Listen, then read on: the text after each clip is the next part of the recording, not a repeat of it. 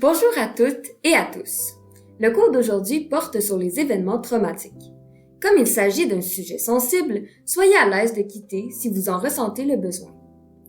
Pour commencer, même si on associe souvent les événements potentiellement traumatiques aux troubles de stress post-traumatique, il est important de savoir que ce type d'événement ne conduit pas nécessairement à un trouble de santé mentale.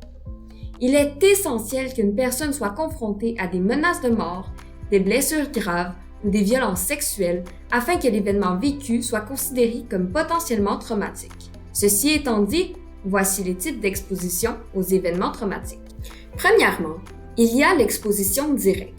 Ce type d'exposition implique qu'il y ait une exposition directe de l'individu à un événement traumatique. En effet, la personne peut soit vivre l'événement elle-même, soit en être un témoin direct, c'est-à-dire qu'elle voit une autre personne subir l'événement.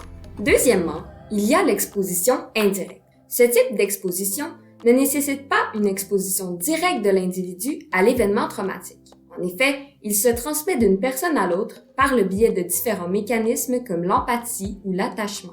L'exposition indirecte comprend deux catégories. La première correspond au fait d'apprendre qu'un membre de la famille ou un proche a vécu ou a été exposé à un événement traumatique. Par exemple, un père qui apprend que son fils a vécu des abus sexuels.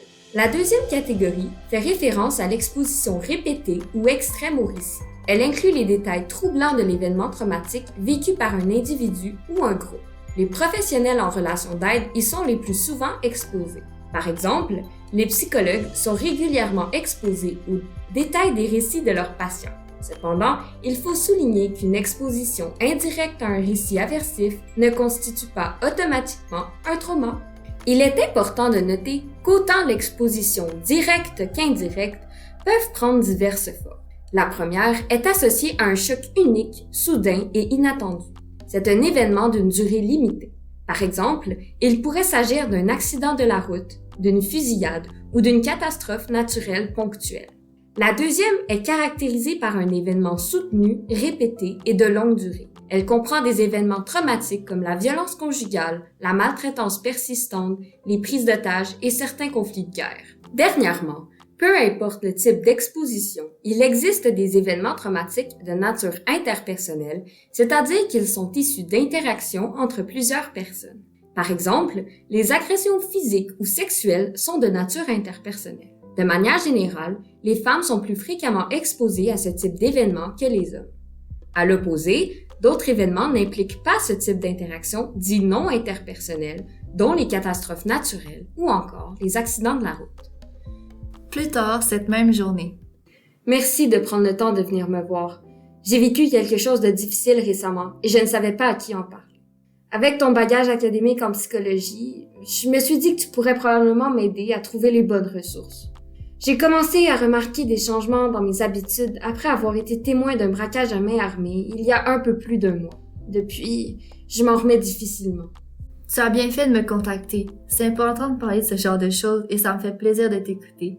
Il est normal de vivre certaines réactions ou de remarquer des changements dans ses habitudes après avoir été exposé à un événement comme celui que tu me mentionnes. Qu'est-ce que tu as observé comme changement depuis l'événement? Depuis quelques semaines, j'ai remarqué que j'évite d'aller au dépanneur. Le simple fait de penser à m'y rendre me rappelle l'événement. Aussi, quand je me promène et que je croise quelqu'un qui fait un geste brusque, je sens la peur monter en moi. Je me sens toujours stressée, ça m'empêche de sortir de chez moi et de faire des activités avec mes amis.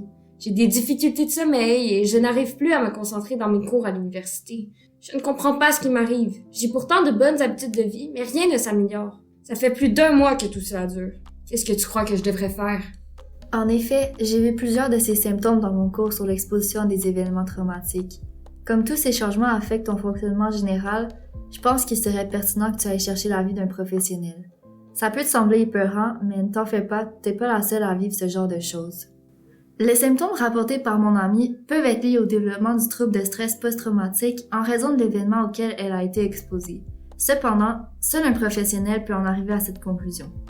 Maintenant, vous en savez un peu plus sur le type d'exposition à des événements traumatiques et sur les symptômes qui peuvent y être associés. Dans tous les cas, je vous encourage à bien vous entourer et à aller chercher de l'aide lorsque vous en sentez le besoin, et ce, peu importe votre situation. Voici quelques ressources utiles que vous pouvez utiliser à votre guise.